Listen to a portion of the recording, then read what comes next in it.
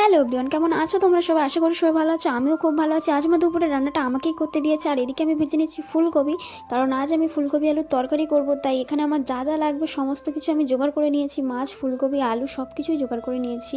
আর এদিকে এই কাণ্ড দেখো। তো যাই হোক, এদিকে মা নিমকি দেবে না বলে উত্তর পাড়ায় দক্ষিণ পাড়ায় করছিল। তো যাই হোক, এদিকে আমি নিমকি খেতে খেতে আমার রান্নার কাজ সেরে নিচ্ছিলাম। তারপর ভাবলাম মিনিকেও দুটো নিমকি দেওয়া যাক, আর ও আমাদের পরিবারের সদস্য, ওকে না দিয়ে কি খাওয়া যায়। আর মিনিকে খাওয়াতে খাওয়াতে আমার রান্নাটাও প্রায় কমপ্লিট হয়ে এসেছে। তাই ভাবলাম একটু বাগানের দিকে যাওয়া যাক পেয়ারা খেতে। আর এদিকে এসে দেখি কোনো গাছে পেয়ারা নেই, কী বা খাওয়া যাবে। আর এদিকে সূর্যি মামাও প্রচুর রোদের তাপ দিচ্ছিল, আর যেতে যেতেই সামনে পড়লো এত বড় একটা কলার কাঁদি। তাই ভাবলাম এটাকে একটুখানি খাওয়া যাক। আর খেতে গিয়েই